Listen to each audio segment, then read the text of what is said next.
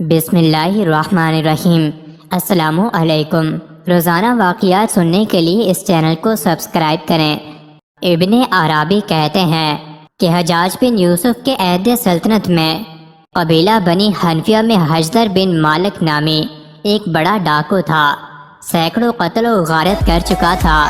جب اس نے اہل حجر پر ڈاکہ ڈالا تو حجاج بن یوسف کو اس کی اطلاع ہوئی تو حاکم یمامہ کو ڈانٹ کر خط لکھا کہ تو یہ کیا کر رہا ہے، اب تک اس کا انتظام کیوں نہیں کیا، فوراً حجدر کو گرفتار کر کے ہمارے پاس بھیج دو۔ حجاج کے قہر و غضب اور قہرمانی حکومت کے خوف سے لوگ ویسے ہی تھراتے تھے۔ خط پہنچا تو حاکم یمامہ کو اپنی موت نظر آ گئی۔ قبیلہ بنی مرمود دینی حنظلہ کے ہوشیار اور بہادر لوگوں کو بلا کر ان کے لیے ایک بڑا انعام مقرر کیا کہ وہ حجدر کو قتل کر دیں یا قید کر کے لے آئیں۔ یہ لوگ اس کی تلاش میں نکلے۔ جب اس کے متسخر کے قریب ہوئے تو ان میں سے ایک آدمی کو یہ پیغام دے کر بھیجا کہ ہم لوگ بھی تمہاری جماعت میں شریک ہو کر رہنا چاہتے ہیں۔ حجدر کو ان پر اعتماد ہو گیا اور ساتھ رہنے کی اجازت دے دی۔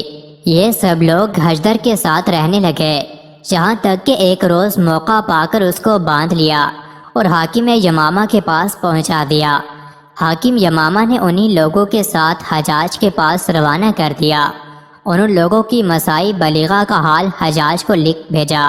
حجدر جب حجاج کے سامنے پیش ہوتا ہے اور اس کو یہ بھی معلوم ہوا کہ حجاج بن یوسف وہ خونخوار انسان ہے کہ 1,20,000 انسانوں کو باندھ کر قتل کر چکا ہے، مگر اس کی جرأت دیکھیے کہ جب حجاج نے اس سے پوچھا کہ تجھے اس راہزنی اور ڈاکہ ڈالنے پر کس چیز نے آمادہ کیا، تو کہا 3 چیزوں نے، ایک اپنے دل کی جرأت و شجاعت، دوسرے بادشاہ کا ظلم، تیسرے زمانے کے حوادث۔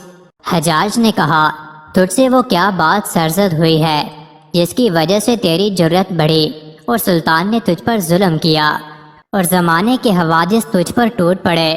حجدر نے کہا امیر مجھے آزمائیں تو مجھے بہترین سیاسی شہسوار اور اپنی رعیت میں سب سے زیادہ خیر خواہ پائیں گے، اور یہ اس لیے کہ جب کبھی کسی سے میرا مقابلہ ہوا ہے تو میں نے اپنے آپ کو اس پر غالب پایا ہے۔ حجاج نے کہا اچھا، ہم تمہیں آزماتے ہیں، اور آزمائش یہ ہے کہ تمہیں ایک میدان میں چھوڑتے ہیں جس میں ایک شیر ہوگا۔ اگر اس نے تجھے قتل کر دیا تو ہم تیرے قتل کی فکر سے بچے، اور اگر تو نے اسے قتل کر دیا تو ہم تجھے آزاد کر دیں گے۔ حجدر نے نہایت خوشی سے اس کو قبول کیا اور کہنے لگا یہ تو میری عین آرزو ہے، ضرور ایسا کیجئے۔ حجاج نے کہا صرف یہی نہیں کہ شیر کے مقابلے میں تجھے آزاد چھوڑ دیں، بلکہ صورت یہ ہوگی کہ تیرے پاؤں میں بھاری بھاری بیڑیاں ہوں گی اور داہنا ہاتھ گردن میں باندھ دیا جائے گا، صرف بایاں ہاتھ کھلا رہے گا جس میں تلوار دی جائے گی۔ حجدر نے اس کو بھی قبول کیا۔ حجاج نے شیر کے آنے تک حجدر کو جیل خانے میں قید کر دیا اور اپنے ماتحت حاکم کو حکم دیا کہ ایک شیر کہیں سے گرفتار کر کے لایا جائے۔ حکام نے فوراً ایک ببر شیر مہیا کر دیا۔ جب شیر آیا تو اس کو ایک معصور میدان میں چھوڑ دیا اور 3 دن تک اس کو بھوکا رکھا گیا۔ اس کے بعد حجدر کے پاؤں بیڑیوں میں اور داہنا ہاتھ گردن میں باندھ کر لایا گیا، بائیں ہاتھ میں تلوار دے کر شیر کے سامنے چھوڑ دیا گیا۔ حجدر اس کو دیکھ کر ایک رجیہ ترانہ پڑھنے لگا۔ جب شیر نے اس کو دیکھا تو نہایت زور سے دھاڑا اور انگڑائی لے کر حجدر کی طرف بڑھا۔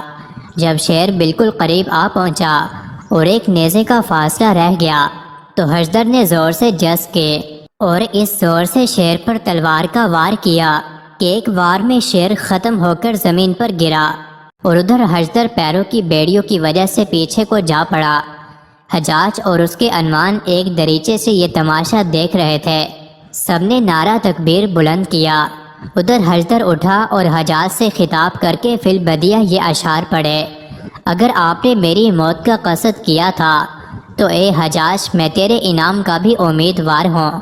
عورتیں تو یہ سمجھتی تھی کہ میں لوٹ کر نہ آؤں گا، کیونکہ وہ شوہروں کی غیرت پر پورا بھروسہ نہیں رکھتی اور میں نے سمجھ لیا تھا کہ اگر شیر کے مقابلے سے پہلو تہی کی تو حجاج کے ہاتھ سے نجات نہیں پا سکتا۔ حجاج نے کہا اب اگر تم چاہو تو ہم تمہیں بڑا انعام دیں اور چاہو تو تمہیں بالکل آزاد چھوڑ دیں۔ حجدر نے کہا کہ نہیں، میں امیر کے ساتھ رہنا چاہتا ہوں۔ چنانچہ حجاج نے اس کے لیے اور اس کے سب گھر والوں کے لیے بڑے بڑے وظائف مقرر کر دیے۔ مزید ایسی ہی ویڈیوز کے لیے چینل کو ضرور سبسکرائب کریں۔